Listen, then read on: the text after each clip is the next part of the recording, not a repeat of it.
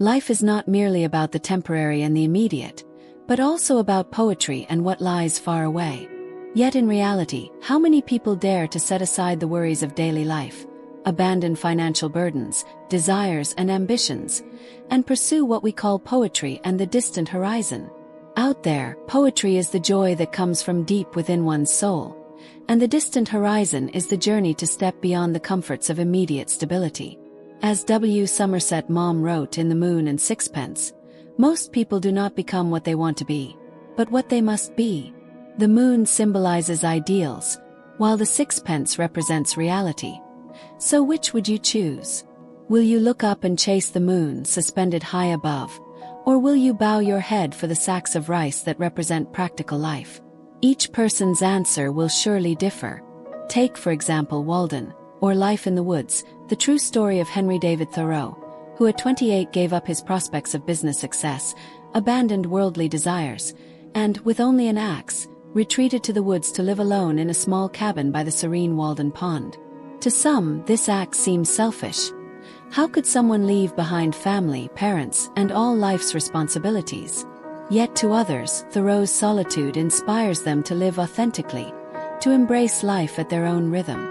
Faced with these opposing emotions, I wonder, what creates such contrast, and how can we all live a life free of regret? As I turned the pages of The Moon and Sixpence, I found my answer. Today, I want to share that insight with you, offering a new perspective to help you navigate your own choices in life. Hi everyone. Welcome back to Becoming Better, the channel where we share knowledge for holistic self-development through great books and insightful videos. Today's topic is titled Your Perception Determines Everything, inspired by the classic masterpiece The Moon and Sixpence. This timeless work, renowned for its enduring value, was written by Somerset Maugham, one of the most beloved British novelists, playwrights, and essayists of the early 20th century. Let's dive in and explore together. Your perception determines how you pursue your life. Strickland, the protagonist of the story, was once a stockbroker in London. He had a job that earned enough to support his family in the heart of the city. He was married to a capable wife who managed their home well, and together they had two lovely, well-behaved children. By all accounts, Strickland had a successful career, a comfortable income, a happy family, a respectable social status, and a life that many would envy. But what no one expected was that this quiet, seemingly dull middle-aged man would abruptly abandon everything he had painstakingly built during the first half of his life.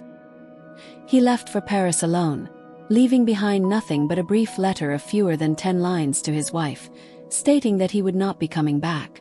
At 40 years old, Strickland coldly and seemingly heartlessly cast aside his family and responsibilities for an obscure dream, to become a painter. To others, this was a foolish and misguided decision. First, because he abandoned a stable and prosperous life to plunge himself into poverty and hardship. Strickland spent all his time and energy painting, caring little for food, clothing, or shelter, surviving on the bare minimum to get by. He took on any odd job to earn quick money, only to pour it all into buying oil paints and locking himself in a room to paint. Second, it was reckless because he risked everything on a dream with no certainty of success.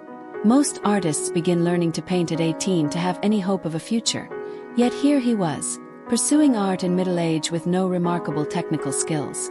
Was he not absurd? But to those who called him foolish, Strickland simply replied, "You are the real fools. Have to paint. I can't do otherwise." It's like when a person falls into water. It doesn't matter if they swim well or poorly.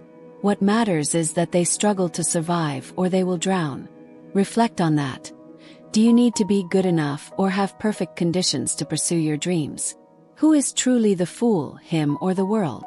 Many people measure their choices against society's standards of success and benefits. They spend their finite lives enduring a reality they dislike, while others dedicate their limited time to chasing dreams, regardless of whether they succeed or fail. Is that foolish, or is it brave? Psychologist Carl Jung once said that people will do anything, no matter how absurd, to avoid facing their own souls. Only those who dare to confront their souls are truly awake. Strickland was undoubtedly such a person.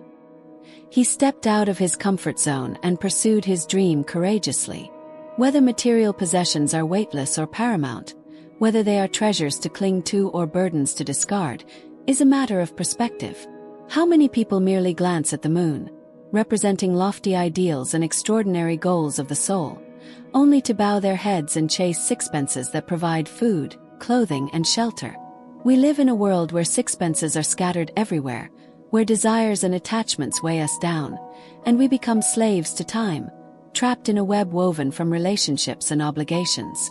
We forget our original purpose and numb ourselves into becoming someone society expects us to be. If you keep looking down at the ground for sixpences, you will inevitably miss the moon. Everyone has their own ditch or stream in life. Only those who insist that life is too short and who boldly declare, "I want to live the rest of my life my way," can transform themselves into vast rivers or oceans. If you think Mom is simply feeding you toxic self-help for the soul, you are underestimating him. As the renowned philosopher Arthur Schopenhauer once said, "The greatest prison in this world is human perception." What binds a person's life is not wealth, work, or family but their own perception. Different perceptions lead to different pursuits, and happiness is defined by no one but you. Whether you choose the moon or the sixpence, your heart will ultimately hold the answer. Your perception determines the priorities in your life. Strickland's wife came from a noble background and loved the allure of prestige. To her, life was like a quiet river flowing peacefully, until one day it was disrupted by waves. Her husband left without warning, shattering the calm reality she had known. 17 years of marriage suddenly became meaningless, and the man she thought she knew best turned out to be the most unfamiliar. It wasn't infidelity that drove him away, but art. Strickland abandoned his wife and children, leaving her humiliated and ashamed. At first, she fell into despair, but the collapse of her support system also jolted her awake. She realized she could only rely on herself. With determination, she quickly learned to type, rented out their house, sold belongings, and moved into a small home. Life continued even without him. Through hard work, her career flourished, and her children grew up to be accomplished individuals. Eventually, she was able to move into a better home, leave her typing job, and return to the upper class. To Strickland's wife, reliance on others was not dignified. Her life's goal was self-reliance, outward respectability, and being able to hold her head high. Perception, after all, is different for everyone. The priorities one chooses in life will differ, and therefore so will the direction and effort they put in. As long as you feel joy in what you pursue, without internal conflict or struggle, there is no right or wrong, high or low. Only the answer your heart gives. Strickland placed art above everything. He did whatever it took to realize his dream. His wife, on the other hand, prioritized pride and status, working diligently to achieve her aspirations. You reap what you sow, and nothing happens by chance. The two, who lived together for 17 years, ultimately parted ways because their perceptions had diverged entirely. The founder of classical German philosophy, Immanuel Kant, once said, "I respect any independent soul. While I may not agree with all, I can still strive to understand them." Some people love the ethereal glow of the moon, while others prefer the tangible certainty of the sixpence. Different perceptions are hard to reconcile, but mutual respect is the better path. You do not need to live cautiously within someone else's perception, nor do you need to criticize or judge their way of life. There is no universal measure for the priorities we set in life. As long as you face your soul, live authentically, and give your best effort, that is what truly matters. This is the message the author wants to convey to you.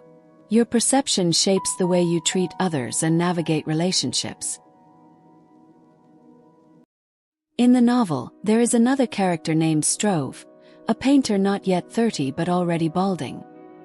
His painting skills are somewhat clumsy, yet he possesses a remarkable eye for recognizing genius. He is the only one who truly understands Strickland's paintings and gives his all to help him.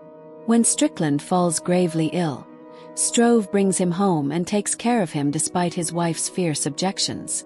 Little did he know that inviting Strickland in was like bringing a wolf into the house. Struve's wife deeply disliked Strickland, but perhaps from the very first glance, she had fallen for this man. The intimate care and inevitable interactions only deepened her infatuation, and she longed to live with him. Struve, devastated by this betrayal, ultimately chose to withdraw, giving his wife and Strickland the chance to be together, hoping they would find happiness. However, it didn't take long for Strickland to abandon Blanche. While many might see Strickland as heartless, it becomes clear that he and Blanche were pursuing completely different goals. Blanche longed for romantic love and the constant presence of her partner, while Strickland's heart was entirely devoted to art. To him, relationships were a distraction, so he chose to leave her behind.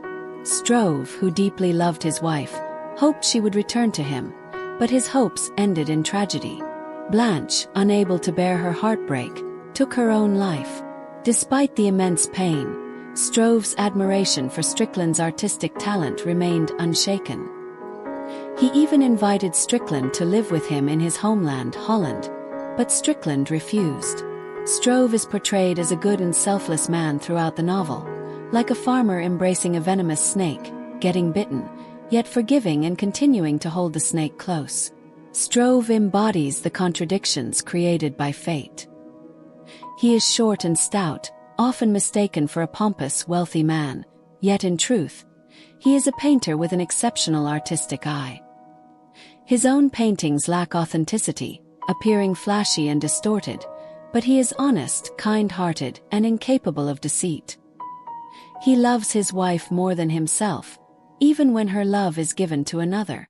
Though mocked by colleagues, he still helps them when they are in need. Struve lives by giving without expecting anything in return. As the novel states, Struve's character is noble and selfless. Even with such a tragic ending, his greatness cannot be concealed. Some might see him as pitiful and foolish, while others understand his nobility. Everyone's perceptions differ, as do their ways of dealing with others. Some live joyfully, helping without asking for anything in return, while others are selfish, focusing only on themselves. No matter how cruel life can be, there is always a place where you can rest your conscience and embrace the world with love. Your perception shapes your actions and relationships with others. Ultimately, as the book suggests, live as you wish in the circumstances you desire. Calm, peaceful, and free of struggle. A life guided by understanding and spirit, one that illuminates your path to success or failure, is a life of fulfillment. People define their own success differently. Some chase fame and fortune, while others seek serenity and freedom. How we choose to live is determined by our own perceptions. So, how do we live without regrets? Adler once said, "You are not here to live up to others' expectations, and others are not here to live up to yours. Listen to your heart and choose the life you want." Isn't that the greatest success? Life is not a narrow path to be confined by words like success, failure, good or bad. Everyone has their own way of living. No one has the right to interfere, and there is no higher or lower method of existence, as long as it brings you happiness. Van Gogh once said, "There is a fire in every heart. Others may only see the smoke, but you live for the fire within, not the smoke in their eyes." Whether gazing at a starry sky or walking on solid ground, live as you wish. As long as your heart feels no conflict or struggle, that is enough. Those who persistently pursue their dreams are truly beautiful. I wish for both you and me to live a wonderful life, full of purpose and passion. If you find this video meaningful, share it with those who need it. Support Becoming Better with a like, subscribe, and turn on the notification bell to catch the latest videos. Thank you for watching and see you in the next one.